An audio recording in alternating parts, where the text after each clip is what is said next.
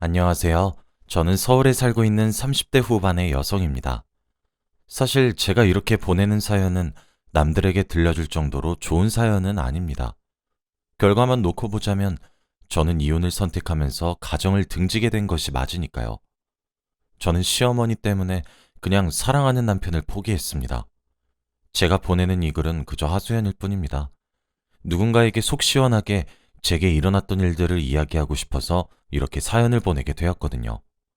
이렇게 사연을 보내는 게 처음이라 조금 실수가 있을 수도 있는데 너그러 양해 부탁드려요. 저와 남편은 둘 다 바쁜 직장인이었습니다. 회사에 찌들려서 살다가 서로 만나서 힐링을 하는 평범한 사이였어요. 남편과 저는 같은 업종에 종사하지만 회사는 달랐어요. 하지만 저희가 종사하는 업종은 매우 좁은 편이라서 한 달이 건너면 다 아는 사이였어요. 저희 회사가 남편네 회사와 협업을 하기도 하고 뭐 그런 식으로 가까이 지냈죠. 저와 남편은 그렇게 일을 하면서 자연스레 만나다가 연애를 하게 되었고 결혼을 했습니다. 정말 많은 축하를 받으면서 말이에요. 저희 부부는 결혼을 하고 난 뒤에도 흔하고 바쁜 맞벌이 부부로 살아가야만 했습니다. 하지만 저희 부부 사이에 한 가지 약속이 있었어요. 아침 식사 시간은 꼭 지키기로 말이에요. 저도 남편도 야근이 잦은 업종에서 일을 하고 있기 때문에 점심은 당연하고 저녁조차 함께 못하는 경우가 대다수였기 때문이죠. 그래서 평일에 아침 시간만큼은 서로 얼굴을 보면서 밥을 먹기로 약속을 했어요. 그때 아침 인사도 하고 이야기도 하고 그러자고요. 남편도 흔쾌히 약속을 지켜주었죠. 그래서 저희 부부에게 주말이란 정말 황금 같은 시간이었습니다. 서로 일에 치이지 않고 피곤에 쩔지 않은 상태로 찰싹 붙어서 신혼의 기운을 낼 수 있는 날이 딱 주말밖에 되지 않았거든요. 그래서 뭔가 저도 남편도 암묵적으로 서로 주말은 웬만하면 시간을 비워둔 것 같아요. 토요일은 근처로 나들이를 가거나 그런 식으로 말이에요. 함께 공연이나 영화를 보러 가거나 맛있는 것을 먹으러 가거나 그런 식으로 말이죠. 그런데 그렇게 잘 지내다가도 어느 순간부터 토요일에 남편이 아침 일찍 어딘가로 나가더라고요. 처음엔 아침 일찍 가서 한 오후 3시쯤에는 집으로 들어오니까 친구라도 만나고 왔구나 하며 대수롭지 않게 넘어갔습니다. 저도 남편이 없으면 늦잠을 자면서 피로회복을 했고요. 그런데 어느 순간 정신을 차려보니 원래 저희 부부는 토요일마다 암묵적으로 데이트를 나갔고 일요일은 서로 집에서 뒹굴뒹굴거리면서 여유롭게 보냈는데 토요일마다 저 혼자 뒹굴거리며 늦잠을 자기 일쑤였고 남편은 토요일만 되면 누군가와 약속이라도 한 것 마냥 집을 나섰습니다. 이런 남편이 수상하게 느껴지지 않았다면 거짓말이었겠지만 워낙 연애라던 시절부터 제 속을 단 한 번도 썩인 적이 없어서 믿었던 것 같아요.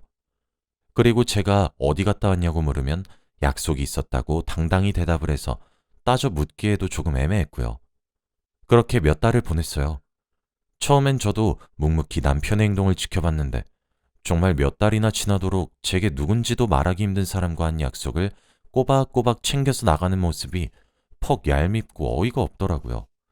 그래서 그런지 남편의 변화가 신경이 쓰일 만큼 점점 뚜렷해졌습니다. 처음엔 툭 까놓고 이야기를 하자고 해도 거부하더라고요. 그래서 저는 남편 뒤를 쫓기로 결정했습니다. 그렇게 남편을 쫓아갔죠. 그런데 토요일마다 가는 곳이 제 눈에 익숙한 듯 생각이 듦과 동시에 아는 곳이었습니다. 바로 저희 시댁이 거주하고 있는 동네였죠. 맞아요. 남편은 매주 토요일마다 시댁에 혼자 오는 거였습니다. 처음엔 나를 잘못 잡은 줄 알았는데도 다음 주에도 그 다음 주에도 또 그 다음 주에도 남편의 토요일 행선지는 다름 아닌 시댁이었습니다. 사실 저희 어머니께서 아들에 대한 사랑과 애정이 남다르십니다. 며느리 입장에선 골치가 아플 정도로 말이에요. 저는 시댁에 초인종을 눌러 들어갔고 그곳에서 토끼눈이 된 채로 절 빤히 바라보는 남편과 눈을 맞출 수 있었습니다. 어떻게 왔냐는 질문밖에 하지 못하더라고요. 그날을 기점으로 남편은 토요일 날 아침 더는 나가지 않았습니다. 다만 한 가지 변한 사실은 시어머니께서 직접 저희 신혼집에 방문하신다는 점이었죠. 미리 연락도 하지 않으시고 말이에요. 오실 때도 뭐 반찬거리를 만들어 온다든지 과일을 사온다든지 그런 식으로 양손에 뭐든 하나 들고 시아버지와 함께 신혼집에 오셨습니다. 시아버지는 전형적인 경상도 남자셔서 무뚝뚝하시거든요. 시어머니에게 끌려오는 기운이 휘몰아쳤죠. 처음엔 하나 있는 외아들이라 애틋하시구나 하면서 넘어갔습니다. 대수롭지 않게 생각했던 것 같아요. 그런데 점점 도를 지나치기 시작하시더군요. 점차 토요일마다 오시던 시어머니는 하룻밤을 자고 가시기 시작하시더니 결국 저희 신혼집의 가장 작은 방 한 칸을 차지하시기도 하셨습니다. 토요일에 시아버지랑 항상 같이 오셔놓고 시아버지만 집으로 돌려보내시고 본인은 머무르시는 거죠. 처음엔 하루, 그 다음엔 이틀, 그러면서 일주일 가까이 머무르신 적도 있었어요. 한창 불타는 신혼기간에 시어머니가 집 어딘가에서 한 자리 차지하고 있다는 것도 껄끄러운데 이것저것 간섭까지 하시기 시작하니 사람이 진짜 딱 미칠 것 같더라고요. 사실 시어머니들이 딸 같은 며느리를 원한다고 하지만 우리 며느리들은 잘 알고 있잖아요. 세상에 그런 관계는 존재하지 않는다는 사실을 말이에요. 주말은 더 이상 저희 부부만의 시간이 아니게 되었고 주말에도 출근하는 시간에 일어나서 아침을 차려드려야 했고 시어머니는 반찬을 한 입 먹으면서 맛평가도 한 줄씩 내뱉었죠. 처음엔 아들이 애틋해서 그렇게 했다 하며 참다가도 솔직히 짜증이 났어요. 남편도 제 눈치를 슬슬 보면서 시어머니께 슬슬 돌아가셔야 되는 것 아니냐고 찔러보더군요. 그런데 시어머니는 본인이 신혼집에 머물러서 민폐를 끼친다는 생각은 전혀 하지 않으시고 제가 남편에게 속살거렸다면서 고래고래 소리를 지르며 화를 내고 현관문을 쾅 닫고 신혼집을 떠났는데 진짜 억울해서 미칠 것 같더라고요. 제가 참다 못해 남편한테 물었습니다. 대체 언제까지 저러실 작정이래? 어머님이 당신 장가 보내고 난 이후에 적적하신 것 알고 있고 당신 얼굴 보고 싶어 하시는 것 같아서 내가 이제껏 아무 말도 안 했어. 그런데 정말 해도 너무하시잖아. 하면서요. 남편도 이 상황을 잘 알고 있다며 미안하다며 고개를 푹 숙이더라고요. 아마 그게 저희 부부의 첫 부부싸움이었던 것 같아요. 그리고 그뿐만이 아니셨습니다. 시어머니는 그렇게 기습적인 신혼집 방문을 시작으로 어디서 듣도 보도 못한 신종 괴롭힘을 알아서 저를 그렇게 괴롭히셨습니다. 앞서 말했듯이 저 바쁜 직장인이에요. 심지어 남편보다 제가 직급이 더 높고 돈도 더 잘 벌고요. 그래서 그만큼 아주 당연하게 남편보다 일하는 강도가 조금 더 높습니다. 솔직히 점심시간을 제외하고는 정말 바쁘게 하루를 살아가요. 조금 과장해서 화장실 갈 시간도 아까울 정도로 말이에요. 본인 아들과 제가 어떤 업종에 종사하고 있고 그만큼 얼마나 갈리는지 잘 알고 있으면서 제게 안부 전화 또한 강요했어요. 일주일에 두세 번은 꼭 통화하고 문자도 자주 보냈는데도 매번 연락의 마지막은 예, 연락 좀 자주 하거라. 난 뭐 너 죽은 줄 알았다. 하시며 비꼬시는 거였어요. 그뿐 아니라 저희 부부가 시댁에 직접 방문하기도 합니다. 그런데도 저렇게 비꼬시더라고요. 친구들에게 제 이야기를 털어놓으니 차라리 이왕 그렇게 된 거 저보고 더욱더 연락에 집착해서 차라리 시부모가 나가떨어지게끔 해보라고 조언해 주더라고요. 그런데 그것도 소용이 없었어요. 무슨 밑빠진 독도 아니고 해주면 해줄수록 더 부족하다, 모자르다 하시면서 더 요구하시더라고요. 하면 잘할 수 있으면서 왜 안 했냐는 듯 사람을 몰아가시면서 말이에요. 시댁에서 하루가 멀다 하고 평일 주말 가리지 않고 찾아와서 친정은 잘 가지도 못했어요. 2달에 한 번 정도 갔죠. 이번 주 주말에 친정에 가야 하니까 오지 마시라고 연락을 드렸더니 2주를 삐지시더군요. 자기들을 버려두고 친정에 나간다고 비꼬면서 말이에요. 제가 본인들을 2달 가까이 거의 매일을 전화통을 붙잡고 연락을 하고 자주 만난 것이 기억이 나질 않나 싶었습니다.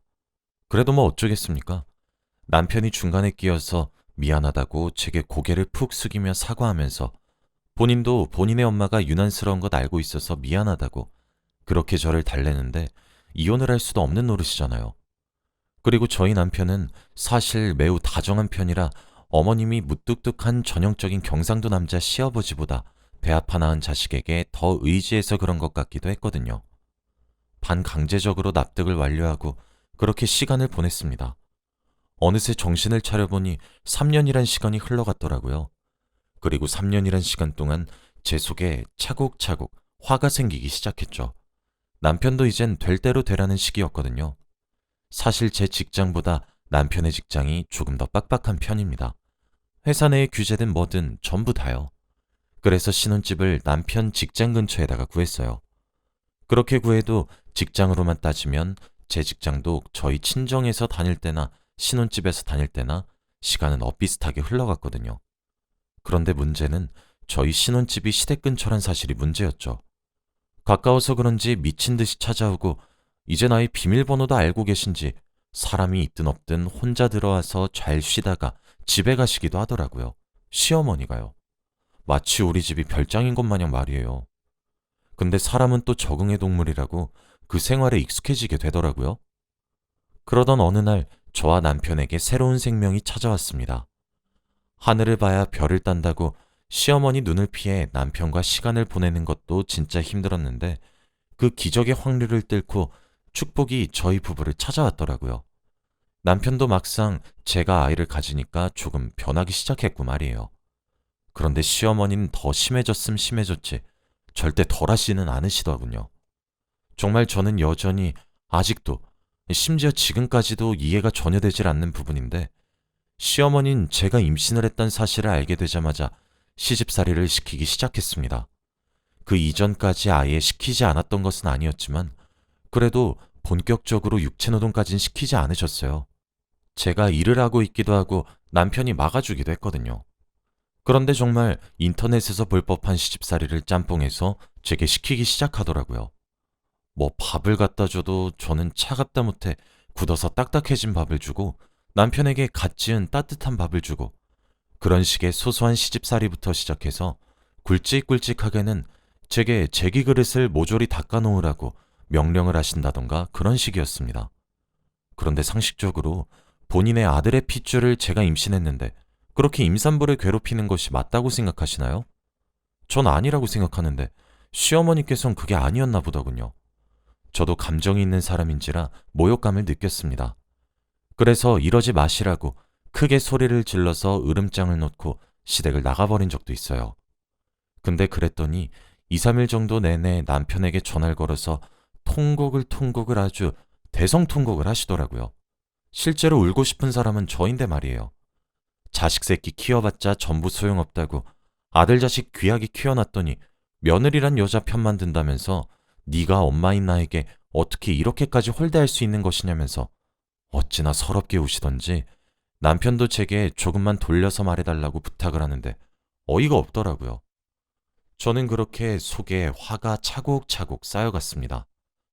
솔직히 태교를 위해서 그런 부정적인 감정을 쏟아내고 싶진 않았거든요.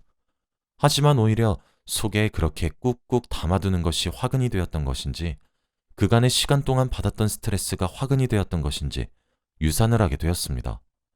병원에서는 제가 심적으로 스트레스가 무척 많은 상태여서 그런 것 같다고 하시더라고요. 그때 제 머릿속에 스쳐 지나가는 스트레스 유발자는 시어머니 뿐이셨습니다. 솔직히 이혼을 해야 되겠다는 생각을 아이를 유산하고 난 뒤에 생각한 것 같아요. 그렇게 병원에 입원을 해서 누우면서 저는 나름 생각 정리를 시작했죠. 내가 남편과의 결혼 생활을 3년이 넘는 시간 동안 하면서 어떻게 살아왔는지, 그리고 시어머니와의 관계는 이제까지 어땠고 또 앞으로 어떻게 될지 이런 것들을 말이에요. 그런데 그때 어디서 문자 수신음이 들리더라고요. 소리를 따라 눈짓을 해보니 남편의 휴대폰이었습니다. 저는 아무런 생각도 하지 않고 어? 문자 왔네? 무슨 문자지? 했고 남편의 휴대폰을 열어봤습니다. 그런데 그곳에 시어머니와 남편이 나눈 대화 내용이 고스란히 바로 뜨더라고요. 그리고 그 내용은 더 어이가 없었습니다. 엄마, 이제 그만 좀 하세요. 집사람 유산까지 했어요. 엄마, 나는 장모님이 연락을 하라고 쪼우지도 저한테 정말 잡다한 부탁조차 하지 않으세요. 엄마도 많이 했잖아요. 나 진짜 집사람 저렇게 누워있는 거 보면서 많은 생각 들었어요. 그러니까 그만 좀 해요. 어? 너희 아빠도 나도 모든 걸 내려놨다 이미. 너희 둘이 지지든 볶든 알아서 잘 살았으면 좋겠구나. 2번 다시 간섭하지 않으마. 내가 언제 직설적으로 며느리한테 한 소리 했던 것 같니? 다 내 딸 같은 며느리였기 때문에 피가 되고 살이 되는 얘기를 해주었던 것 뿐이란다. 뭐 이런 내용들이었어요. 그런데 그중 가장 충격적이었던 대화가 있었죠. 나는 네 아내 별로 마음에 들지 않는데 제대로 식사도 하지 않고 먹는 족족 깨어내서 아이를 그렇게 굶기기만 하니까 애가 그렇게 가버리는 거다. 시부모를 모시는 것만 봐도 그래. 애가 전화를 자주 하기라니, 자주 찾아뵙기라니. 하늘 같은 시부모에게도 그렇게 하는데 자기 뱃속에 있는 아이한텐 퍽도 잘하겠다. 어디서 그렇게 모자란 애를 며느리라고 들여서는? 에휴, 라고 하면서 말이에요. 제가 기가 막혀서 그 문자를 보고 제 휴대폰을 꺼내서 비교를 해봤습니다. 그런데 3년째 되던 해에 들어서면서부터 시어머니와 한 달에 25일 이상 전화를 주고받았고 메신저나 문자는 매일같이 주고받았더군요. 대체 제가 뭘 잘못 모시고 있단 거고 제대로 안 보시고 되바라졌다는 듯 이야기를 하시는 건지 병실에 천장만 보고 누워있는 제가 그렇게 처량하고 불쌍할 수 없더라고요. 나름 회사에서 인정받으면서 살았고 저도 저희 부모님의 자랑이자 자부심이었는데 대체 내가 뭐가 못나서 이딴 취급을 받으면서 결혼 생활을 이어나가야 하는지도 모르겠고 그리고 중간에 끼인 남편은 왜 더욱더 제대로 된 대처를 하지 않는 건지 사람이 가장이 되었으면 중심을 딱 잡아야지 이리 치이고 저리 휘둘리는데 그 꼬라지를 보면서 내가 뭘 믿고 결혼했나 싶더라고요. 마침 병실 문이 열리며 남편이 들어왔고 저는 남편 얼굴을 향해 냅다 휴대폰을 던지면서 엉엉 울면서 소리쳤어요. 이혼해달라고 말이에요. 진짜 다 죽여버리고 싶다고 악 소리를 지르면서 말이에요. 남편은 제가 던진 휴대폰을 주어 화면을 확인하더니 사색이 되더군요. 그렇게 저는 남편에게 이혼을 요구했습니다. 이사를 하지도 않겠다, 이혼도 하지 않겠다. 그치만 너무 미안하다고 말을 하고 있는 남편을 보고 있으니 정말 한 톨의 전까지도 호도독 떨어지더라고요. 결국 저는 아이를 잃고 나서야 이혼에 대한 확신이 섰고 남편의 줏대없는 태도와 시어머니의 비정상적인 언행들을 근거로 삼아서 이혼 소송을 하였습니다. 좀 더 노력하겠다는 남편에게 저는 3년 동안 두고 보면서 참았다고 하니 입을 꾹 닫으면서 미안하다고 하더군요. 결국 소송이 진행되기 시작하자 남편은 협의 이혼으로 방향을 돌리자고 했어요. 그래도 양심이 있었던 모양인지 재산을 제 명의로 돌려주겠다고 하더라고요. 미안해 여보. 나도 우리 어머니가 유별난 거 매우 잘 알고 있어. 그래서 더욱 미안해. 하지만 여보, 어머니에게 아들이 나 하나이듯 내게도 어머니가 나 하나여서 나는 당신이 원하는 대로 천륜을 끊지도 못할 거고 어머니가 난리를 치면 말릴 수는 있겠지만 당신이 원하는 대로 뒤엎진 못할 거야. 그러니까 당신이 원하는 대로 이혼을 할게. 대신 내가 몸만 나갈게. 그게 내가 당신한테 할 수 있는 유일한 속죄 같아. 라고 하면서 집과 차를 제 명의로 돌려주고는 깔끔하게 이혼을 했습니다. 지금도 가끔은 생각이 나긴 합니다. 저도 남편도 서로를 정말 끔찍히 사랑했거든요. 그래서 좋았던 그 시절이 떠오르기도 하고 그렇지만 다시 만날 생각은 추호도 없습니다. 그렇게 제 결혼 생활은 막을 내리게 되었죠. 사실 현명한 결정 같긴 하지만 그래도 미련이 많이 남긴 합니다. 시어머니는 나중에 모두 제 명의로 돌렸던 사실을 알고 또 집이 떠나가라 난리를 치셨다고 하더라고요. 이런 생각을 하면 안 된다는 사실을 잘 알지만 참 얼른 화병이라도 나셨으면 좋겠어요. 여기까지가 제 이야기였습니다. 긴 이야기를 들어주셔서 감사합니다.